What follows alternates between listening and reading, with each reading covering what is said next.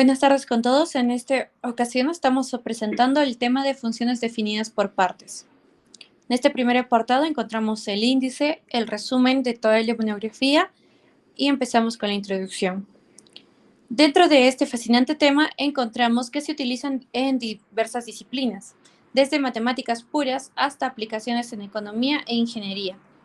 A diferencia de las funciones tradicionales que conocemos, que mantienen una relación constante a lo largo de su rango, las funciones por partes cambian de forma dependiendo del intervalo en el que se encuentre otra variable. Esto les convierte en herramientas poderosas para modelar situaciones en el mundo real, en el mundo que conocemos y que manejamos.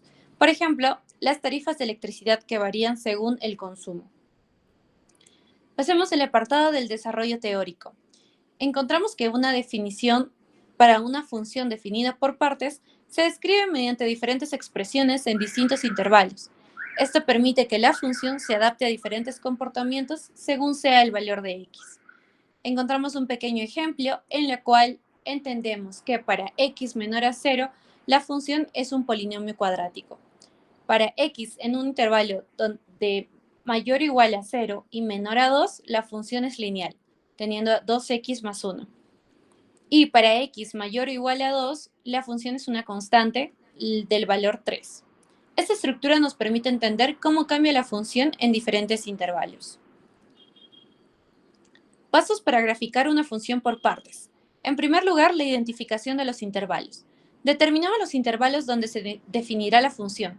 En el ejemplo anterior, corresponden los siguientes intervalos. En el paso número 2, la definición de las fórmulas. Nos aseguramos de que cada parte de la función esté correctamente definida dentro de su intervalo. Paso número 3, el cálculo de puntos clave. Evaluamos la función en los extremos de los intervalos y en puntos donde la definición cambia. Por ejemplo, al evaluar la función en 0 y la función en 2. Paso número 4, la graficación de cada segmento. Trazamos cada función en su respectivo intervalo. El segmento x al cuadrado se graficará en el primer intervalo, la lineal 2x más 1 en el segundo y la constante 3 en el tercero. Como quinto y último paso, la unión de segmentos. Nos aseguramos de que los puntos donde se unen los segmentos estén correctamente marcados para indicar continuidad o discontinuidad. En este caso, para la función evaluada en 0 y la función en 2, son puntos de interés.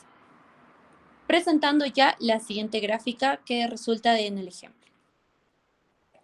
El dominio y el rango. Para este ejemplo, el dominio es menos infinito abierto a más infinito abierto y el rango se determina evaluando las salidas posibles. Por ejemplo, para x menor a 0, la función cuadrática tiene un rango de x cerrado en 0 a infinito positivo abierto. Para x, donde los valores mayor o igual a 0 y menor a 2, la función x es 2x más 1. Tiene un rango de 1 cerrado a 1 a 5 abierto. Para la función constante, para x mayor o igual a 2, tiene un rango de 3. Por lo tanto, el rango total de la función es cerrado en 0 y abierto en 5. A continuación presentaremos 3 aplicaciones prácticas en situaciones de la vida real o cotidiana.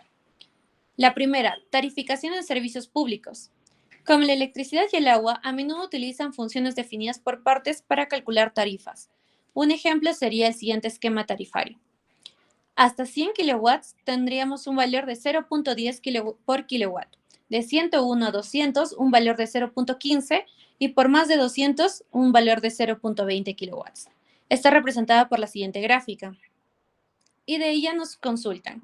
Si un cliente consume 150 kilowatts, el costo se calcula de la siguiente manera, teniendo que evaluar en cada uno de los intervalos y obteniendo un resultado de 17.5. El segundo ejemplo, modelado de costos de producción. En este apartado, en la producción industrial, los costos pueden variar en función a la cantidad producida. Por ejemplo, una fábrica puede tener la siguiente estructura. Para producir hasta 50 unidades, tiene un costo fijo de 200.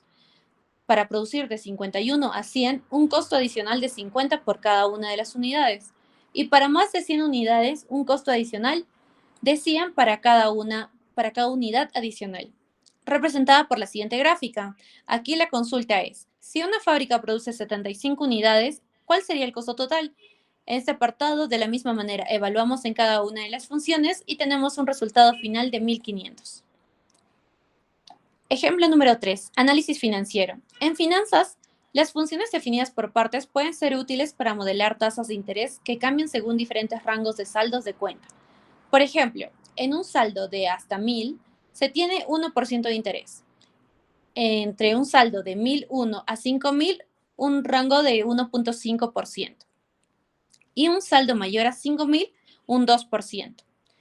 Tenemos la siguiente gráfica que define la función en este ejemplo y nos consultan si un cliente tiene un saldo de 3000, cuál es el interés anual. En este caso evaluamos de la misma manera a los anteriores ejemplos y nos da un resultado de 40. Para las conclusiones tenemos lo siguiente, que el estudio de las funciones definidas por partes es fundamental en matemáticas y en diversas aplicaciones del mundo real.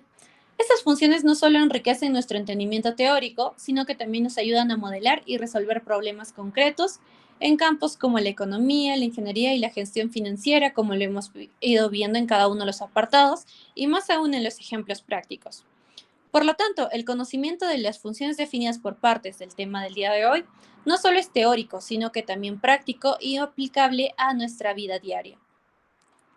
En este caso, tenemos que el estudio de estas funciones contribuye significativamente a la formación integral de nosotros como individuos más capaces para interpretar y actuar dentro de un entorno dinámico y complejo. Estas son las referencias de todo lo estudiado y eso sería todo. Muchas gracias.